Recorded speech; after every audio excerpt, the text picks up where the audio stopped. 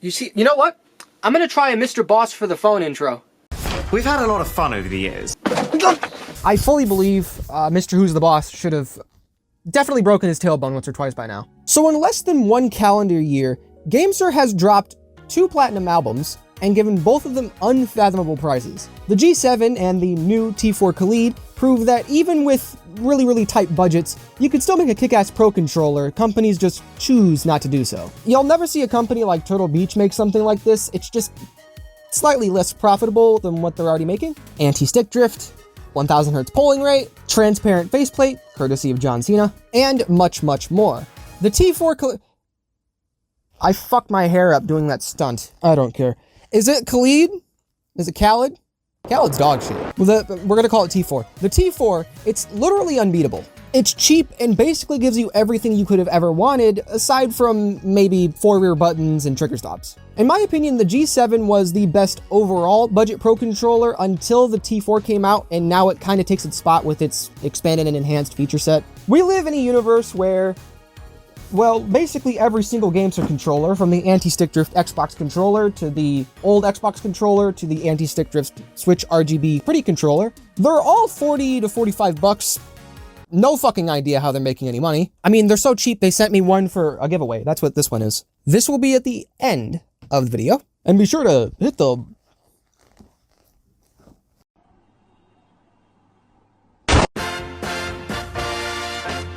I have never been more ready for a review. I've had time to work with all 3 of GameSir's controllers, and they have unanimously decided, on everyone's behalf, that budget pro controllers weren't going to be dog shit anymore. The T4 has 2 rear buttons, which is basically mandatory on a budget pro controller at this price point, except this has clicky ABXY buttons, Hall effect thumbsticks, macros, gyro, and extremely dense software for any pro controller, budget or otherwise. Trigger dead zones, RGB control, and most importantly of all, the single most important software option out of any pro controller software ever, polling rate adjustments. This was already the cheapest controller with anti-stick drift thumbsticks, but it's also the very first pro controller to support overclocking the response time directly from the software. It also makes the T4K the only other controller that I've ever used and ever seen that has a 1 millisecond response time outside of PlayStation controllers. I couldn't tell you why, but you can't overclock the controller on your own with like HID USB-F, for example. Overclocking it only works in the software, and this actually has kind of given me an idea. Overclocking might actually be possible on controllers that appear to not support overclocking. Maybe it's just the method that we're using that's incorrect, which is a big revelation. Really happy I waited on this one. I'm probably gonna get 3 or 4 comments today about how the fucking Kaleid review isn't up, but I'll have you know that software update came out in the 2nd week of June, a month and a half after release. The T4K software, one of a kind. Even without the overclocking abilities, it's still one of the best softwares out there. Unfortunately, it is by far the most complained about issue with the T4K. Some people have experienced really bad bugs, which is why I recommend downloading it from the GameSir website directly. It'll be in the description below. Do not get it from the Microsoft Store. It's an older version, so it's not really all that good. And that's not really the worst part, if I'm honest. The worst part is that this is a Switch controller, but you really wouldn't think so because the software is for PC. So Switch versions don't get it, and PC versions do. And also, no one really likes wired Switch controllers.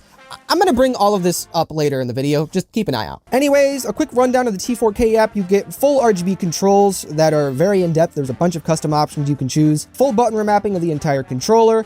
Highly detailed gyro settings for the Switch boys. Trigger dead zones, although I'd stay away from the hair triggers. Change your dead zones manually. The hair trigger mode deactivates the second the trigger moves forward even an inch. It's very irritating, and I know it doesn't sound like it will be, but it will be. Trust me. You can also alter the thumbstick's inner and outer dead zones, but with luck, you won't really have to. The anti-stick drift Hall effect thumbsticks GameSir uses, they're meant to ward off stick drift. They're not invincible, but they're a whole lot better than what's currently being used. And I believe these ones are made by K-Silver. Hall sensors work very similar to your triggers. Do you remember the Breaking Bad meme? Yeah, bitch! Magnets! Oh! That's right. So they don't use physical contact, unlike the thumbsticks everything else uses. So far, out of the 5 or 6 controllers that offer Hall effect thumbsticks, this is the cheapest, and GameSir is releasing an Xbox controller for the same price. I showed it earlier. I'm not going to show it again. I might get sued. You know, fuck that. I didn't sign a contract. how pretty it is. Oh, fuck. 100%. There's gonna be someone in the comments like, Karma, fuck you. The Hall sticks, at least to me, feel noticeably better than normal thumbsticks, but that might have something to do with the decreased tension. The speed I'm able to whip these sticks at, bro, genuinely makes me feel like the Flash. Not that Flash. That show was like next level retarded. What did you say, nigga? No other way to put it. Accuracy for me feels slightly better than that of the GameSir G7, which is literally the perfect comparison because it uses those peasant-ass Alp thumbsticks. The controllers are 1-to-1. They even share the same PS5 size thumbsticks. So, anti-stick drift, 1 millisecond response time, 2 rear buttons, $40. This sounds like a $135 controller from anybody else. But that is not the cloth from which GameSir is cut, so they also added what they describe as crisp yet cushioned tactile face buttons. Or you could just call them by their real name, the Kaleid Ultra Miniature SMT Micro Switch for Gamepad. Hey pal, you just blowing from Stupid Town? And I can confirm via a teardown that the specs listed on the website are actually true. They are indeed rated for 5 million clicks, although there are quite a few complaints online invalidating that.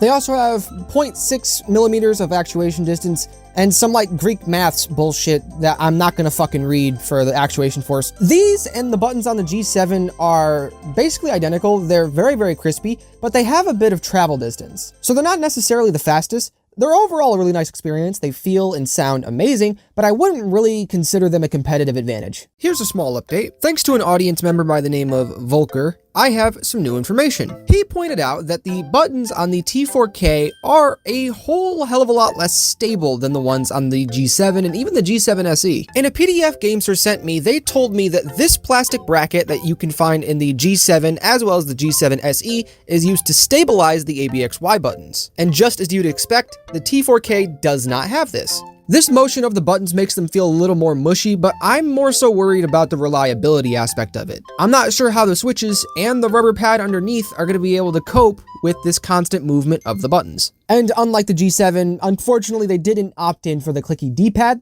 which did suffer from a lack of micro switches. But you know what? It's okay. They replaced the Clicky D-pad with Clicky rear buttons for whatever reason. I know it's not 4. All right, I've seen so many goddamn 4-paddle comments in the last couple of months. I'm looking. There aren't many. I have a few on the way. 2-button configs, if I'm brutally honest, they're all the same. Like, I mean, anybody can get, I'm very confident. Anybody, even people who don't use Pro controllers, could easily start using 2 buttons. It's very, very simple. However, I know many, including myself, gain truly pathetic no-life abilities when you add 2 more buttons or paddles. I've gotten some absolutely insane clips either way, so it's perfectly fine, I don't mind. But there is not currently, well actually no, I think there is one 4-button or 4-paddle controller with Hall effect thumbsticks. I had never really explored it back then either, but I think this is also one of the reasons people are willing to deal with the Elite Series 2 and its bullshit. On paper it seems great and it has 4 paddles and it's wireless. But if GameSir were to just add 2 more buttons to their controller, maybe some trigger stops, 1 or 2 other like Pro controller amenities, people would lose their shit. They already got the details figured out, the buttons can be remapped to anything you want, and also, if you want to get up to no good, may or may not be a macro feature. Of course, this is only for the people who enjoy saggy balls on the forehead. Macros work the exact same way you'd remap your buttons. You just hold M and press the rear button you want the macros binded to, make your inputs, then press the button again to confirm them. GameSir probably won't really like me saying this that much, but I mean, if you use macros, you're a brick-shitting coward. Thankfully, the M button can also be used for non-homosexual activities. Using the M button, you can enable or disable the hair trigger dead zones, although again, I would recommend doing that manually in the software. You could set up multiple RGB options in the software and cycle through them using the M button. You can interchange the ABXY button layout as well, if you're a Team Red guy, you communist. And if you're into immersion, you can also use the M button to change the vibration intensity on the fly, although do keep in mind, there are not vibration motors in the triggers. I didn't see any when I took it apart. The T4K also didn't come with like, you know, any external features like a lot of more expensive Pro controllers come with. Swappable thumbsticks, carrying case, for example. I mean, I was able to get a carrying case. Only because Real G's move in silence like lasagna, and I pre-ordered this a couple of days after it came out. Apparently these were limited. Perfectly fine with that. It's way too small for the controller anyways. There was a net for the USB cable, And when you put the controller in here, it clicks the thumbsticks down. So I just cut that shit out. Don't tell GameSir, by the way. If you were lucky enough to get one and your case miraculously fails to protect your gorgeous controller, there's also a warranty. You got a 30-day money-back guarantee, a 1-year warranty, and in the packaging, there's a QR code for a 6-month extension, so you can have 1.5 years of warranty coverage, just in case something goes awry. How's that for a carrying case bit? Nah, but for real, don't tell GameSir I did that.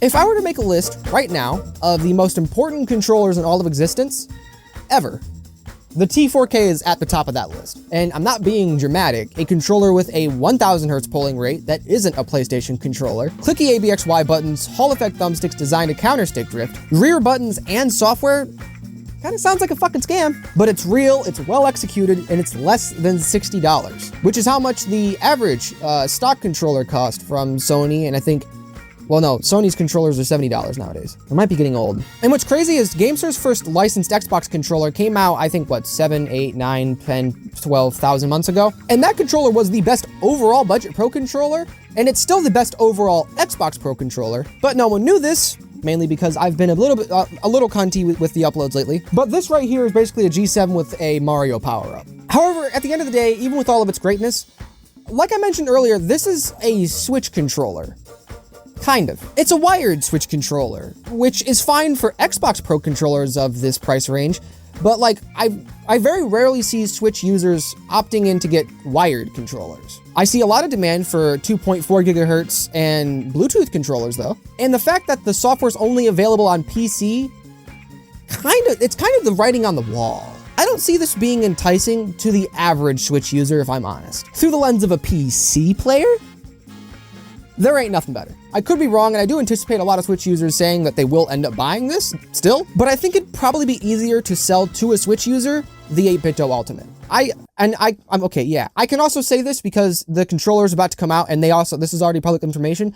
The GameSir G7, the Xbox controller with Hall effect sticks, doesn't have clicky ABXY buttons or a D-pad. It's just basically a normal controller, 2 rear buttons, Hall effect thumbsticks. The original G7 has clicky ABXY buttons and a clicky D-pad, but no Hall effect thumbsticks. This has clicky ABXY buttons, Hall effect thumbsticks, 2 rear buttons, and a 1000 Hz polling rate. So this is kind of like taking the G7 SE and the G7, mending them together, and then making them faster. One small issue. Actually, it's 2. I forgot to include the portion I had written about the gyro, or maybe the gyro was just so absolutely terrible, I wanted to forget about it. Maybe I will just leave it at that.